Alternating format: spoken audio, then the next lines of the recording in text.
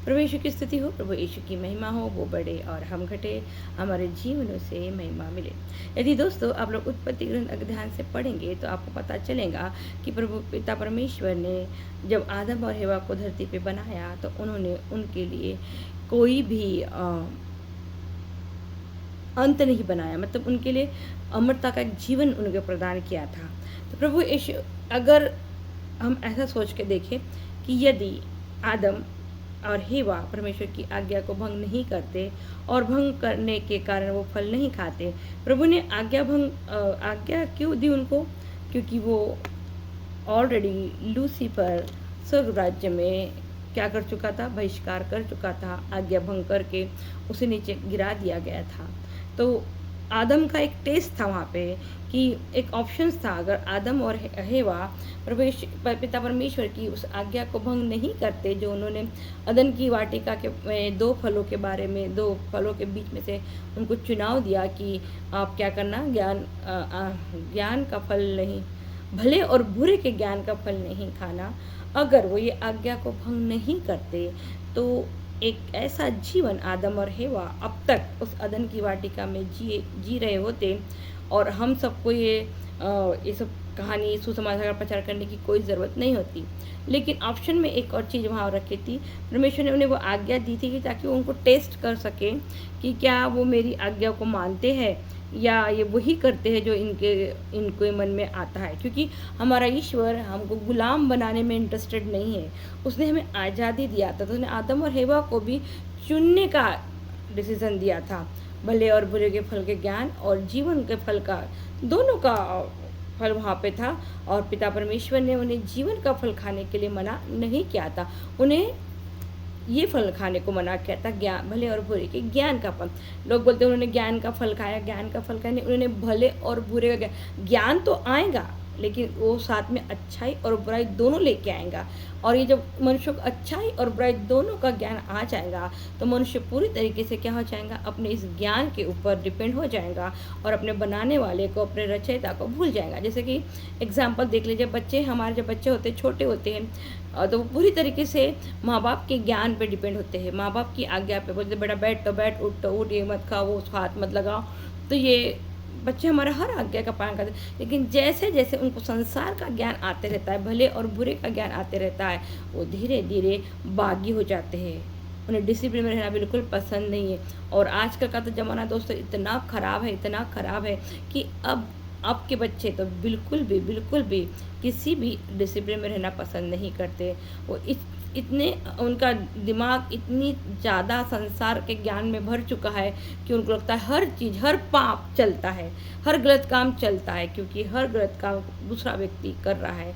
आज ऐसा कोई भी पाप इस संसार में नहीं बचा दोस्तों जिसकी भविष्यवाणी पवित्र बाइबल में नहीं लिखी गई थी। हर एक शब्द, इन शब्द जो पवित्र बाइबल में लिखा गया है वो सब आज आपके और मेरे बाजुओं में हो रहा है।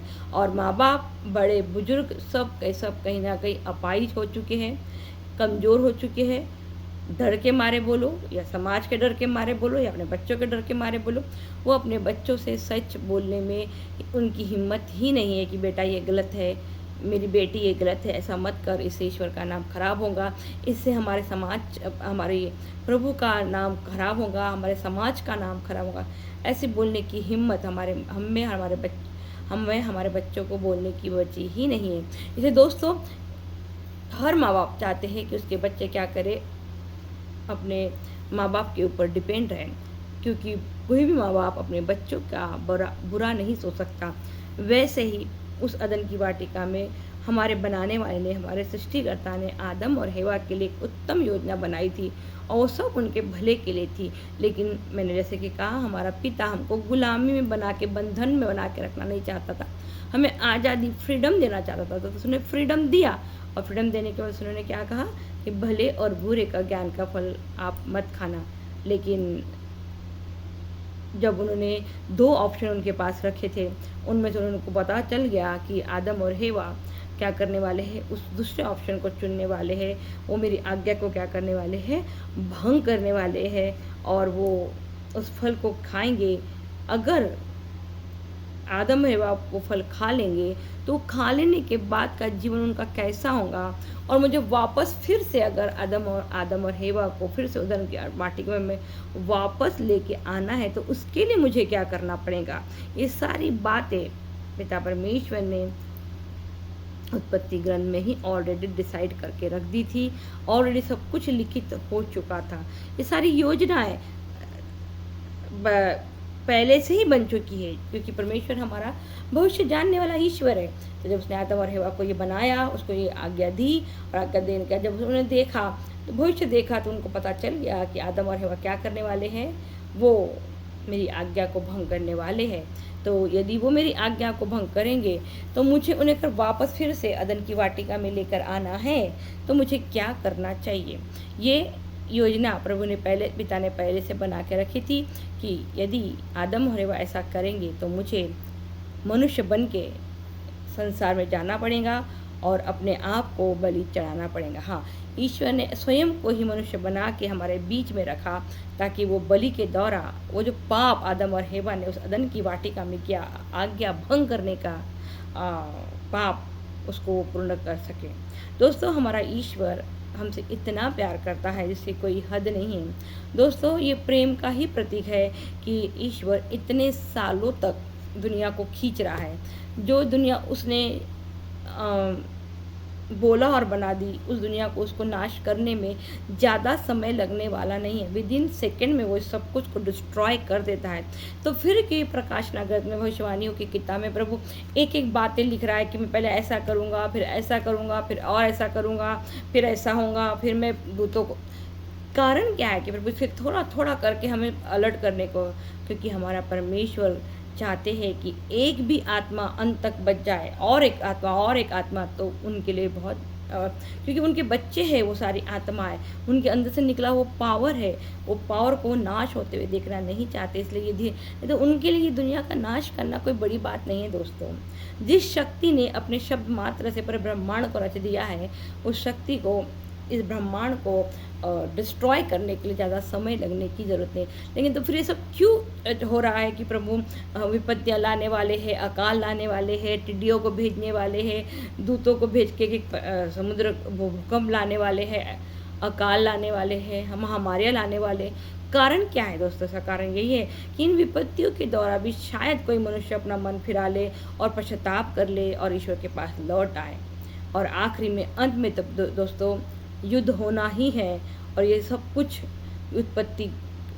उत्पत्ति के पहले से ही ऑलरेडी लिख के रख दिया है पिता ने। दोस्तों, तो ये सब बातें हमारे लिए इसलिए प्रभु इतना दिन तक खींच रहा है कि वो हमसे बहुत ज़्यादा प्यार करते हैं, और वो नहीं चाहते कि हम में से किसी एक का भी नाश हो जाए।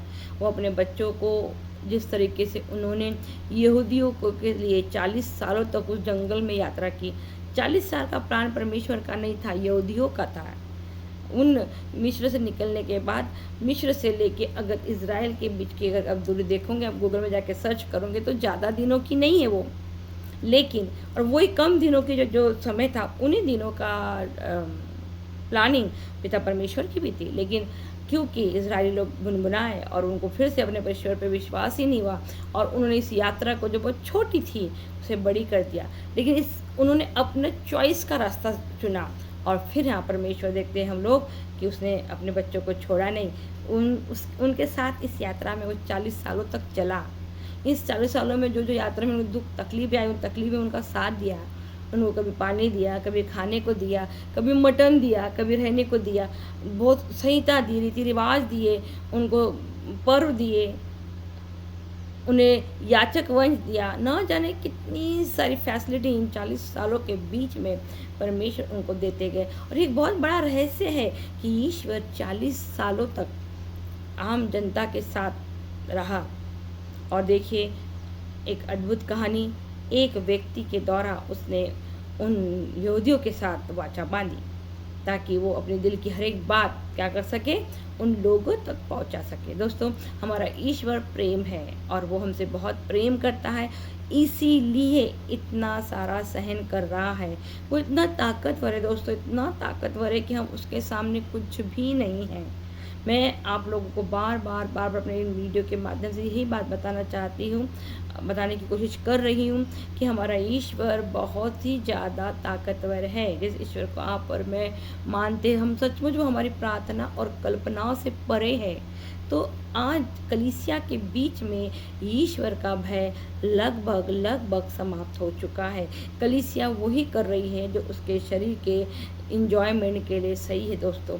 और बहुत कठिन भी हो चुका है अपने परिवार में अपने बच्चों को परमेश्वर के करीब लेके आना, सुसमाचार के करीब लेके आना, क्योंकि संसार ने, गूगल ने, एआई ने, एचआई ने हमारे बच्चों के माथे पे अपनी मोहर लगा दी है दोस्तों। ये बात हम समझ नहीं रहे क्योंकि हमें लगता है इस बहुत ईजी है सब चीज़ें, लेकिन ये बहुत ही खतरनाक बात हो चुकी है कि हमारे बच्चों के दिमाग में एक गूगल, एआई और एचआई ने अपनी छाप मार दी है। क्योंकि परमेश्वर कहता है कि शैतान की भी मोहर लगेंगी और ईश्वर की मोहर लगेंगी। तो आप कैसे जान पाओगे कि आपके ऊपर शैतान की मोहर लगी है या ईश्वर की मोहर लगेंगी दोस्तों? क्योंकि कोई ऐसा आपको कोई मोहर ऐसा बता के थोड़ा लगाने वाला ये शैतान की मोहर है और ये ईश्वर की मोहर है करके। ये तो आपके फलों से, आपके स्वभाव से, आपके व्यवहार से पता चलेगा कि आपके ऊपर किसकी मोहर लगी हुई है। आप कितने % झूठ बोलते हैं, आप कितना % सबसे मेन जो बात है वो है गुस्सा।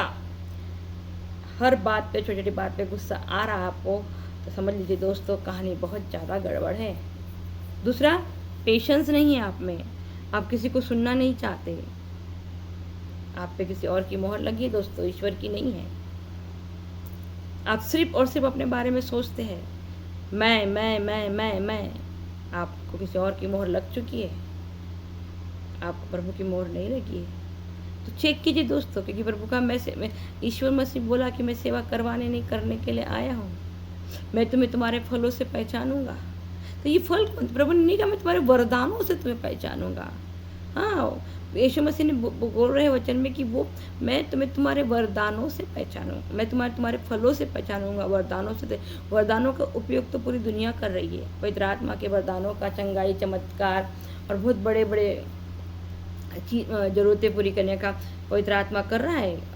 अन्य भाषा बोलने का, ये सब वरदान है। लोग ज्ञान से भरे हैं, पूरी बाइबल लर्न है ज्ञान बुद्धि से। कौन से बाइबल के कौन से पेज पे क्या लिखा हुआ है उनको पूरा मालूम है, बाइबल का पूरा कैलकुलेशन करके बैठे हैं। तो पवित्र आत्मा के वरदान से तो पूरे बहुत दुनिया में बहुत से लोग भरे पड़े हुए, पर प्रभु कह रहे हैं मैं वरदानों से नहीं, तुम्हारे फलों से तुमको पहचानूंगा। ये फल के बारे में हम जानकारी लेना जरूरी है। फल क्या है? क्यों हम दिन रात अपने प्रभु को अपने स्वभाव के द्वारा, अपने आचरण के द्वारा क्रूस पर चढ़ा रहे हैं? क्यों उसके उस महान बलिदान को हम हल्के में ले रहे हैं? क्यों नहीं हम बदलना चाहते? क्यों नहीं हम सुधरना चाहते? क्यों नहीं हम अपनी गलतियों को स्वीकार करना चाहते दोस्तों? और मान लो अगर गलती को हमने स्वीकार कर भी ली, हम नाकाम हो रहे, तो क्यों नहीं हम प्रभु के पास जाते और कहते प्रभु मेरे में ये बहुत बड़ा कमजोरी है, मैं बहुत झूठ बोलती हूँ, प्रभु मेरी मदद कर, सहायता कर, मेरे से नहीं हो पा रहा। वो आपकी मदद करेगा, सहायता करेगा। आप अपनी बुद्धि का इस्तेमाल मत कीजिए, वो करेगा ना आपकी मदद। प्रभु मैं बहुत घमंडी हूँ, प्रभु मैं बहुत सेल्फिश हूँ, प्रभु मैं अपने बारे में के अलावा किसी और के बारे में नहीं सोचती, प्रभु मेरी मदद कीजिए, मेरे में से यह अवगुण निकालिए प्रभु जी, क्योंकि आपने मुझे सेवा करने को भेजा है, आपने मुझे प्रेम, आनंद, शांति से संसार में रहने को भेजा है। इस तरीके की मदद यदि आप ईश्वर से मांगेंगे और पिता परमेश्वर से मांगेंगे, पुत्र परमेश्वर से मांगेंगे, तो पवित्र आत्मा आपकी मदद करेंगी, सहायता करेंगी। उस अदन की वाटिका में एक सबसे बड़ा जो नुकसान हुआ है उस आदम और हेवा को, वो हुआ है दोस्तों, पवित्र आत्मा उनको छोड़ के चले गए। हाँ, वो हर काम करने से पहले उनको किसी भी बात में काम करने में कुछ ज़रूरत पड़ती थी, कुछ मदद पड़ती थी, तो पवित्र आत्मा को बुलाते थे और पवित्र आत्मा उनकी सहायता करती थी। इसलिए कोई भी काम करने में उनको बिल्कुल भी तकलीफ होती नहीं थी। लेकिन जैसे उन्होंने भले और बुरे के ज्ञान का फल खाया, उनको अपनी बुद्धि आ गई, अपने शरीर की बुद्धि आ गई, और पवित्र आत्मा ने कहा अब जब तुम्हें अपनी बुद्धि से चलना है तो मेरा तुम्हारे जीवन में कोई काम नहीं। वो चली गई पिता के पास। आज कलीसिया भी बिना पवित्र आत्मा के घूम रही है, अपने ज्ञान से परिपूर्ण है पूरी तरीके से। ऐसा नहीं, न जाने कितनी संस्थाएं, कितनी संस्थाओं के अपने रीति रिवाज, कितनी संस्थाओं के अपने अपने नियम सिस्टम, लेकिन कोई भी संस्था ये नहीं बताती कि प्रभु सुसमाज रैप्चर के लिए हमको क्या करना चाहिए। हम कलीसिया उठाई जाने का समय कब आएगा? एग्जैक्टली समय तो कोई बता नहीं सकता, लेकिन हम भविष्यवाणियों को तो देख रहे हैं ना ऊपर होते हुए। आज देखिए टीवी में कैसे कैसे न्यूज़ आ रहे हैं, लोग कहते हैं एक अच्छा लड़का चाहिए, एक अच्छी लड़की चाहिए, सेटल लाइफ होना चाहिए। तो आप तो देख रहे हैं ऐसे बड़े बड़े घरों की शादियाँ टूट जा रही है, बड़े बड़े घर की लड़कियाँ सुसाइड कर रही है, बड़े बड़े घर के लड़के सुसाइड कर रहे हैं। अभी एक जज ने सुसाइड किया, अभी जस्ट त्रिशा का केस चल रहा, 9 दिन से उस बच्ची की बॉडी रखी हुई है, आज उसका फ्यूनरल होगा। तो पैसा, तो ये बात कन्फर्म हो चुका है कि पैसा आपका एजुकेशन आपको सेटल नहीं करता। आपके अंदर कुछ है, आपका स्वभाव, आपका चरित्र, जो आपको अच्छा और बुरा इंसान बनने में मदद करता है दोस्तों। और इस बात को आज पूरी संसार खो दिया। छोटी छोटी बात पे लोगों को गुस्सा आ रहा है और बात बात में गुस्से में किसी का मर्डर कर दे रहे हैं। इतना बुरा पेपर न्यूज़ से भरा पड़ा है। हम लोग उस पेपर पढ़ते आगे जाते, पेपर पढ़ते न्यूज़ देखते आगे जाते, हमें कोई अफसोस नहीं। हम अंतिम दिनों के बारे में कुछ भी सोचते नहीं, उन भविष्यवाणियों के बारे में मनन चिंतन नहीं करते जो पवित्र बाइबल में हमें दी गई है। जो चिल्ला चिल्ला के यीशु मसीह ने कहा कि मेरे आगमन के पहले ये होगा, ये होगा, ये होगा। हम सिर्फ और सिर्फ 4 गॉस्पेल, पेतरुस पर पवित्र आत्मा कैसी उतरी थी, प्रभु यीशु मसीह ने क्या क्या चमत्कार किए, प्रभु हमारे लिए क्रूस पे मरा, प्रभु से प्रार्थना करो, प्रभु आपकी सब इच्छा पूरी करता है। आप बीमार हो तो प्रभु से प्रार्थना करो, आप चंगा। अरे भैया बीमार तो कोई बात नहीं, सो के ना बाबा। इस संसार में रह के भी हम ऐसा कौन सा तीर मार ले रहे हैं, ऐसा कौन सा काम करे जिससे ईश्वर के नाम की महिमा हो रही। प्रभु ने कहा अपने जीवन से अपने ईश्वर के नाम की महिमा करो। अपने ही घर में बनाते, अपने घर में खाते, अपने घर में सो जाते, अपनी नौकरी है, अपनी है, उसमें दूसरे का कोई इन्वॉल्वेशन नहीं है। प्रभु ने कहा अंतिम दिन में खाने पीने, पार्टियाँ, मौज मस्ती में लोग ज़्यादा पैसा खर्च करेंगे। आज देखिए अपने मस्ती समाज में तो बहुत पार्टियाँ हो रही है। हर छोटे छोटे प्रोग्राम को लोग बहुत अच्छे से सेलिब्रेट करते हैं और कोई किसी प्रोग्राम में जाना मिस नहीं करता।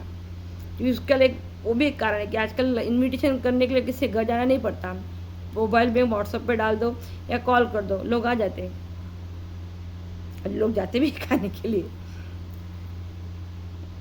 तो ये सब चीज़ें हो रही है। ये सब प्रभु ने कहा कि तो अंतिम दिन लोग क्या करेंगे, खाएंगे पीएंगे मौज मौज सब करेंगे, लेकिन एक चीज़ नहीं करेंगे, क्या मुझे खोजेंगे नहीं, मुझे ढूंढेंगे नहीं। आज बाप रे मसीह समाज के लोग कितने घंटे घंटे डीजे बजा के नाचते नाचते नाचते, लेकिन वही लोगों को बोलो चलो भैया 1-2 घंटा प्रार्थना करेंगे, स्तुति आराधना करेंगे, तो बोलते इतनी लंबी प्रार्थना कोई करता क्या, लोग तो बोर हो गए थे, भूख लग गई थी, नींद आ गई थी, बच्चे को छिच्ची आ गई, सुसु आ गई। इस तरीके की बातें हमारी कलीसिया करती है। जो ईश्वर के साथ हम 1 या 2 घंटा नहीं बिताना नहीं चाहते, उसके साथ हम उसके राज्य में कैसे रहेंगे दोस्तों। सिंपल सी बात है। और वो तो प्रेम है तो आपको भी प्रेम होना चाहिए, वो विनम्र है तो आपको विनम्र बनना चाहिए, वो सहनशील है तो आपको सहनशील बनना चाहिए। उसने सबको क्षमा किया तो आपको क्षमा करना पड़ेगा। वो उसने कहा सब कुछ नया होगा तो आपको भी नया बनना होगा। पुरानी बातें सब बीत गई, उसने पुरानी बातें सब बिता दिया। उन्होंने पुरानी मतलब हमारे पुराने सारे पापों को वो भूल गया, अब सब कुछ नया हो गया। लेकिन हम तो नया होने को तैयार नहीं है ना, हमारा स्वभाव आज भी वही पुराना है, हमारे अंदर प्रेम आता ही नहीं, हम विनम्र बनते ही नहीं। हर छोटे छोटे बात पे लोगों को फाड़ के खाने के लिए बैठे हैं हम लोग। आज हमसे अच्छे किस्मत वाला तो जानवर है, उनके लिए तो भी गवर्नमेंट ने इतने सारे रूल्स निकाल दिए, लेकिन इंसान देखो मर के, यहाँ 4 जन मर गए, वहाँ 8 जन मर गए, एक जन यहाँ किसी ने मार दिया, किसी ने बीबी को मार दिया, किसी अभी तो कंटिन्यू 2 बार न्यूज़ आ गई कि माँ ने अपने बच्चे को ट्रेन से फेंक दी। फिर अभी आज फिर एक न्यूज़ आई कि माँ ने बच्चों को बस में छोड़ के अपने बॉयफ्रेंड के साथ भाग गई। माँ ने ये बहुत बड़ा टॉपिक है। उस दिन बीच में और उसके पहले कि माँ ने अपने बच्चे को मार डाला। इससे और इससे ज़्यादा बुरा समय और क्या देखना चाहते हैं आप लोग संसार में दोस्तों। अगर रैप्चर का समय नहीं भी होगा तो मैं तो बोलती घुटने में बैठ के प्रार्थना करो, प्रभु से बोलो प्रभु तू आ जा, क्योंकि संसार में बहुत खराबी आ गई, बहुत गंदगी आ गई प्रभु। जिस गंदे संसार में हमको रहना पड़ रहा और मतलब और महत्वपूर्ण पार्ट है कि हम कुछ नहीं कर पा रहे।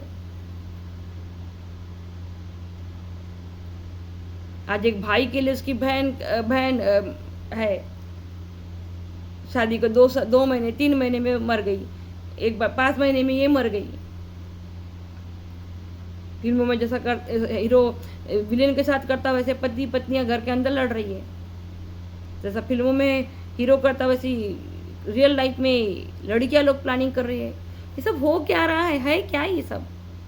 ये सब है हमारा कहीं ना कहीं चरित्र हमें बहुत खराबी आ चुकी है। हम लोग इतने प्रैक्टिकल हो चुके हैं, हमारे अंदर की फीलिंग्स मर चुकी है। हमको कोई फ़र्क नहीं पड़ता कि कोई जिए कोई मरे, हम सिर्फ और सिर्फ अपना पेट भरना चाहते हैं।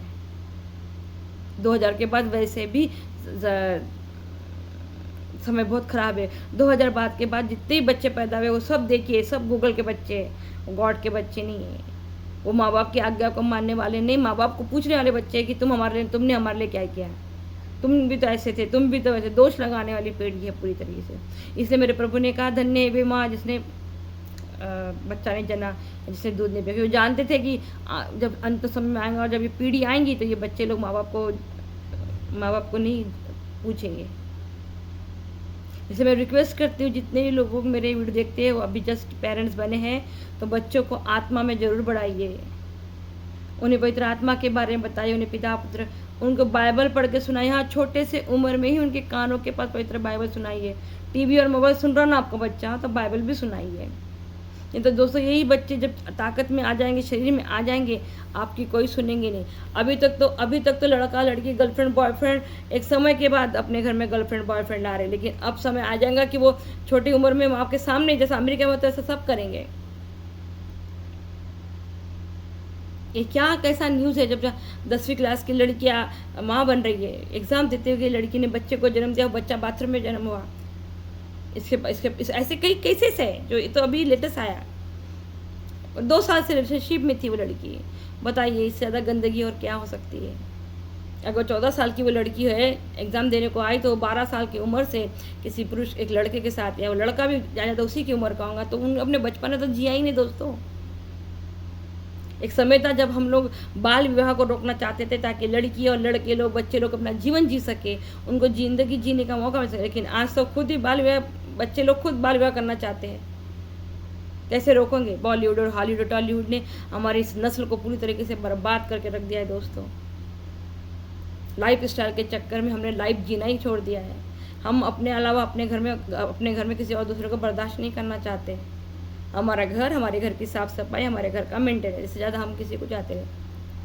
हमें इंसान पसंद ही नहीं है। भले तो जानवरों को पसंद कर लेगा, झाड़ पेड़ पौधे पसंद कर लेगा, साफ़ सफाई, लेकिन वो इंसान रह के इंसानों को पसंद नहीं करेगा। इंसान सिर्फ 10 मिनट, 1 घंटा, 1 दिन के लिए पसंद करते हैं। मैं सब आपको इस आज के वीडियो में मैं कोई वचन भी नहीं पढ़ पा रही हूँ, क्योंकि मुझे पता नहीं कंटिन्यू हफ्ते भर से जो न्यूज़ मैं सुन रही हूँ और मैं वचन जो सुन रही हूँ, इतना बेकार मुझे लग रहा है। वो जो लड़की ने जिसका आज फ्यूनरल है, त्रिशा का, मुझे बड़ा दुख हो रहा है। इतनी पढ़ी लिखी वो लड़की जिससे घर में शादी कर गई, वो भी इतने पढ़े लिखे, इतने पैसे वाले, समाज के प्रतिष्ठित लोग, जिनको पूरी तरीके से कानून पता है, आज उनका ये हालत है दोस्तों। तो प्रभु पौलुस ने बहुत अच्छी बात बोला, अगर हरी लकड़ियों का ये हालत है कि बड़ी मुश्किल से उनको स्वर्ग राज्य मिलेगा, तो सूखी लकड़ियों का क्या होगा। हाँ दोस्तों, यदि हम हरी लकड़ियाँ मसीह लोग हैं, हम मसीहों में इतनी सारी कमियाँ आज पाई जा रही है, तो ज़रा सोचिए जो अन्य जाति के लोग हैं जिनको मसीह के बारे में पता ही नहीं, तो उनका जब न्याय होगा तो उनकी हालत कितनी बुरी होगी। क्योंकि हमने भी प्रभु को सिर्फ नामधारी ग्रहण किया है, हमने कुछ भी उसके लिए ऐसा काम नहीं किया जिससे वजह से हम स्वर्ग राज्य में जाने के योग्य बन सकते हैं। ये समय बहुत ज़्यादा ख़राब है दोस्तों।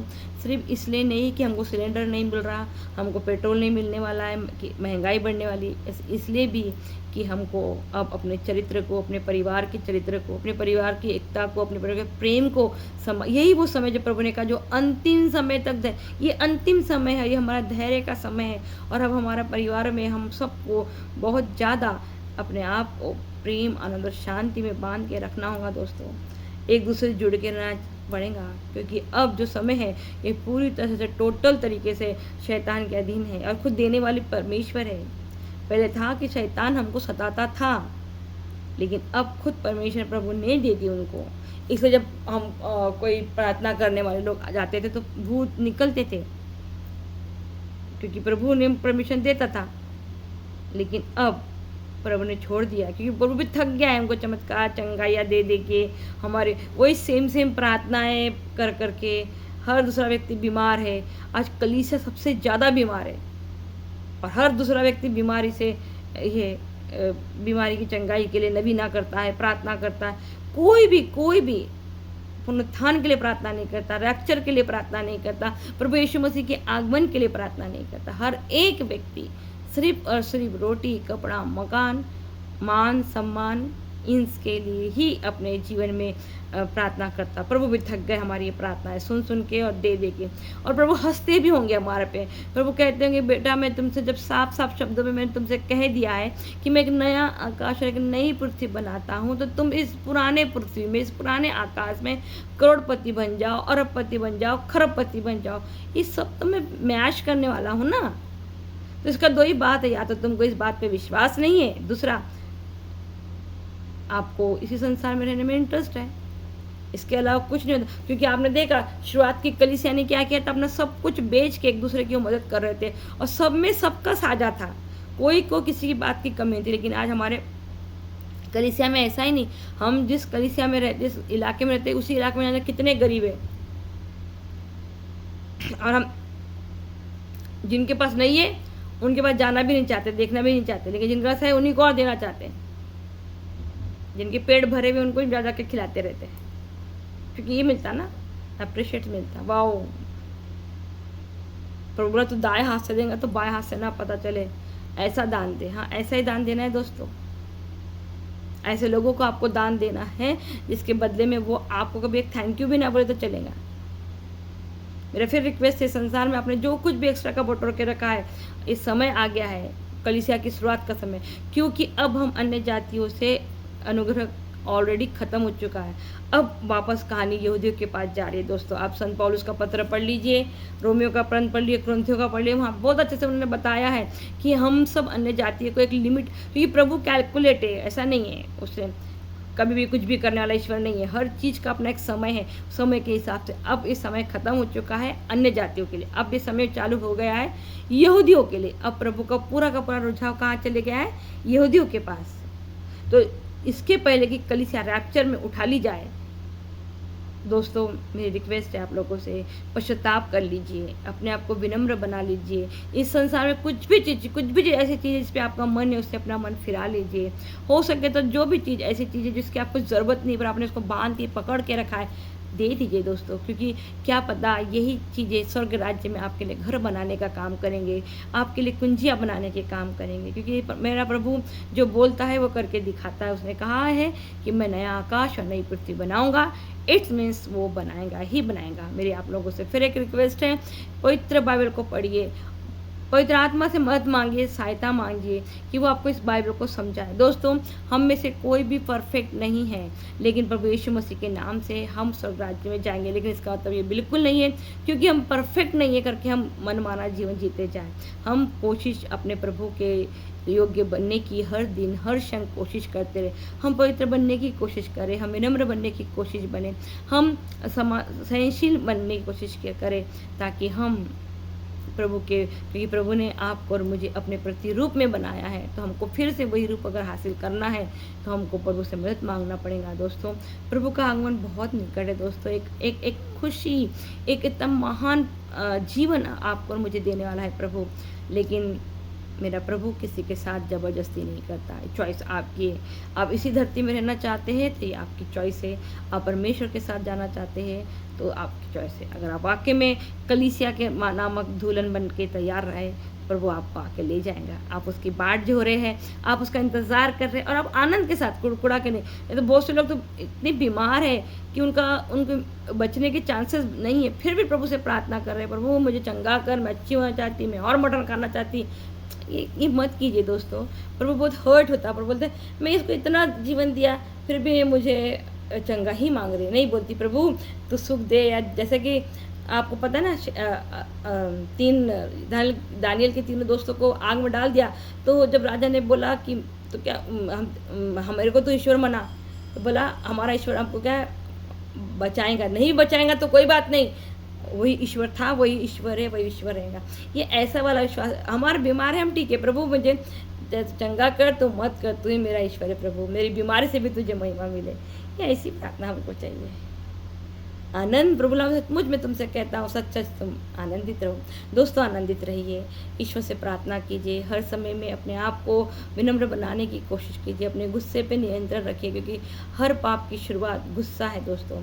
अगर आपने इस गुस्से पे कंट्रोल कर लिया तो बाकी की सभी चीज़ें आसान हो जाएंगी। और गुस्से पे कंट्रोल कराने का काम सिर्फ एक ही है, और वो है ईश्वर।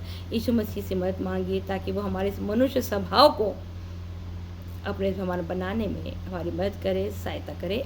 आमीन।